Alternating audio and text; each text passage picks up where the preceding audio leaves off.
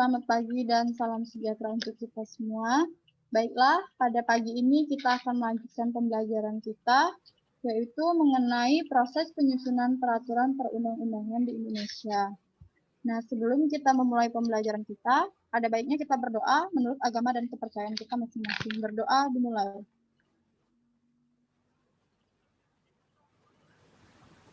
Berdoa selesai. Baiklah, kemudian selanjutnya Ibu akan mengabsen kalian dulu ya, satu-satu. Yang pertama, Salsa Agustila. Hadir, Bu. Oke, yang kedua, Lola Selvia. Hadir, Bu. Lola. Hadir, Bu. Oke, Reni. Hadir, Bu. Aisyah Nur Indasari.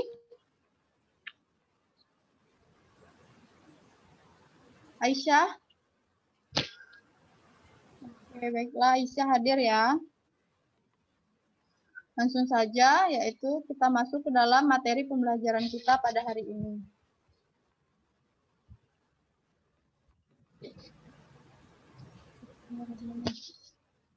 Nah, ini adalah KI dari pembelajaran kita, kemudian ini KD dari pembelajaran kita, kemudian ini adalah tujuan dari pembelajaran kita.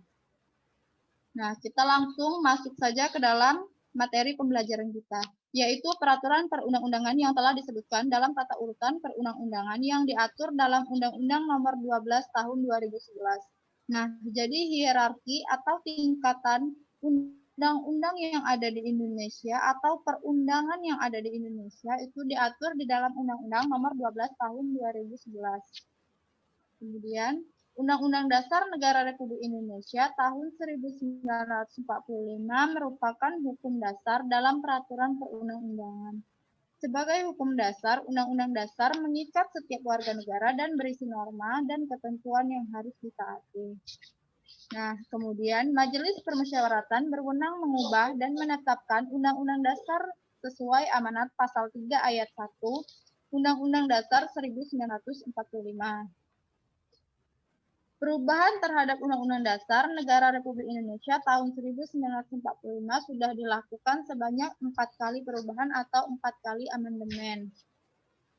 Kemudian, tata cara perubahan Undang-Undang Dasar ditegaskan dalam pasal 37 1945, di mana yang pertama yaitu usul perubahan pasal-pasal diajukan oleh kurang-kurangnya sepertiga dari jumlah anggota MPR dan disampaikan secara tertulis yang memuat bagian yang diusulkan untuk diubah beserta alasannya. Kemudian yang kedua yaitu sidang MPR untuk mengubah pasal-pasal dihadiri sekurang-kurangnya 2/3 anggota MPR. Yang ketiga yaitu putusan untuk mengubah disetujui oleh sekurang-kurangnya 50% ditambah 1 dari anggota MPR. Kemudian khusus mengenai bentuk negara, Kesatuan Republik Indonesia tidak dapat dilakukan perubahan. Kemudian di sini ada 5 butir kesepakatan dalam mengubah undang-undang, yaitu yang pertama, tidak mengubah pembukaan Undang-Undang Dasar, kemudian tetap mempertahankan NKRI, mempertegas sistem pemerintahan presidensial, penjelasan Undang-Undang Negara Republik Indonesia, yang memuat hal-hal normatif akan dimasukkan ke dalam pasal-pasal atau batang tubuh dari undang-undang itu sendiri. Kemudian melakukan perubahan dengan cara adendum. Nah, ini adalah bagian dari perubahan Undang-Undang Dasar. Dimulai dari perubahan harus diajukan oleh sepertiga dari jumlah anggota, kemudian diajukan secara tertulis beserta alasannya, kemudian dihadiri dari 2/3 anggota MPR, kemudian disetujui 50% ditambah 1 anggota dari seluruh anggota MPR. Nah, kemudian khusus mengenai bentuk negara Kesatuan Republik Indonesia tidak dapat dilakukan perubahan. Nah, yang selanjutnya yaitu ketetapan Majelis Permusyawaratan Rakyat. Ketika MPRS dan MPR masih berkedudukan sebagai lembaga tertinggi negara, salah satu produk hukum MPR adalah ketetapan MPR. Ketetapan MPR adalah putusan majelis yang memiliki kekuatan hukum mengikat ke dalam dan keluar majelis. Mengikat ke dalam berarti mengikat kepada seluruh anggota majelis. Mengikat keluar berarti setiap warga negara, lembaga masyarakat, dan lembaga negara terikat oleh ketetapan MPR. Selanjutnya yaitu Undang-undang dan peraturan pemerintah pengganti undang-undang. Undang-undang adalah peraturan perundang-undangan yang dibentuk oleh DPR dengan persetujuan bersama Presiden. Kemudian peraturan pemerintah pengganti undang-undang adalah peraturan yang ditetapkan oleh Presiden dalam hal ihwal atau kegentingan yang memaksa. Kemudian undang-undang dan peraturan pemerintah pengganti undang-undang ini memiliki kedudukan yang sederajat atau sama. Kemudian DPR merupakan lembaga negara yang memegang kekuasaan membentuk undang-undang berdasarkan pasal 20 ayat 1 Undang-Undang Dasar Negara Republik Indonesia tahun 1945. Namun, kekuasaan ini harus dengan persetujuan Presiden. Nah, ini adalah proses atau pembentukan dari undang-undang itu tersendiri. Di sini apabila mendapat persetujuan, maka rancangan undang-undang tersebut dapat disahkan. Tetapi apabila tidak mendapat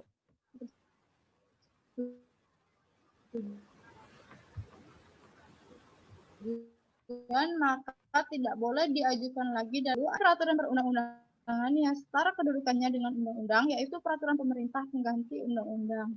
Peraturan pemerintah pengganti undang-undang atau Perpu adalah peraturan perundang-undangan yang dikeluarkan oleh Presiden karena keadaan genting dan memaksa. Dengan kata lain, diterbitkannya Perpu jika keadaan dipandang darurat dan perlu payung hukum untuk melaksanakan suatu kebijakan pemerintah. Perpu diatur dalam Undang-Undang Dasar 1945 Pasal 22 Ayat 1, 2, dan 3. Contoh Perpu yang dijadikan undang-undang antara lain yaitu Perpu nomor 1 tahun 1999 tentang Pengadilan Hak Asasi Manusia. Nah, jadi baiklah, itulah materi yang dapat mengerti dan memahami materi yang Ibu sampaikan pada hari ini. Nah, mungkin ada yang ingin bertanya dari anak-anak Ibu?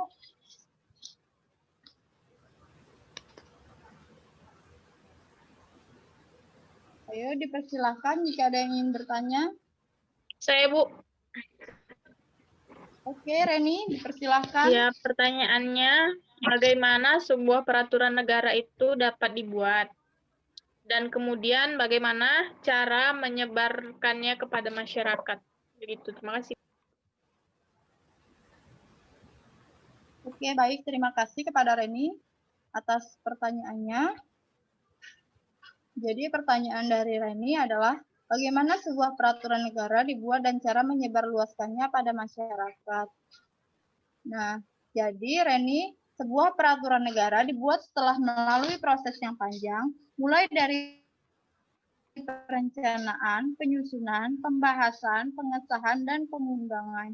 Cara menyebarluaskannya dilakukan oleh menteri atau pimpinan lembaga pemerintah non-departemen yang berkoordinasi dengan Kementerian Komunikasi. Dan selanjutnya mungkin dari Ibu ya bertanya kepada kalian. Jika kalian memperhatikan tadi, maka kalian pasti bisa menjawabnya. Jadi pertanyaan Ibu yaitu, mengapa suatu masyarakat bisa kacau jika tidak ada hukum? Ayo, siapa yang mau jawab? Saya, Bu. Ya, silakan. Karena hukum itu merupakan pedoman bagi masyarakat agar dapat berperilaku secara teratur dalam lingkungan. Sehingga apabila hukum dihilangkan, maka kehidupan dan perilaku masyarakat menjadi tidak teratur dan salah arah. Nah, bagus sekali ya Lola jawabannya. Nah, jadi hukum merupakan pedoman bagi masyarakat agar dapat berperilaku secara teratur dalam lingkungan maupun dalam pergaulannya. Sehingga apabila hukum dihilangkan, maka kehidupan dan perilaku masyarakat menjadi tidak teratur dan salah arah. Nah, jadi hukum yang sudah diberlakukan wajib ditaati oleh seluruh masyarakat di Indonesia. Nah, apabila tidak ada yang mentaati atau melanggar hukum tersebut, maka akan ada sanksi yang diberikan oleh penegak hukum. Baiklah, Ibu harap kalian mengerti materi pembelajaran kita pada hari ini. Mungkin itu materi yang dapat Ibu sampaikan. Jika ada kurang jelas atau pertanyaan mengenai materi pada pertemuan kali ini, bisa ditanyakan langsung kepada Ibu. Baiklah, Juga Ibu mengingatkan untuk kalian tetap aktif dalam pembelajaran meskipun dalam keadaan pandemi seperti ini. Kemudian tetap menerapkan protokol kesehatan, kemudian mempelajari kembali materi yang sudah kita pelajari. Mungkin hanya itu yang dapat Ibu sampaikan. Ibu akhiri, wassalamualaikum warahmatullahi wabarakatuh. Waalaikumsalam warahmatullahi wabarakatuh.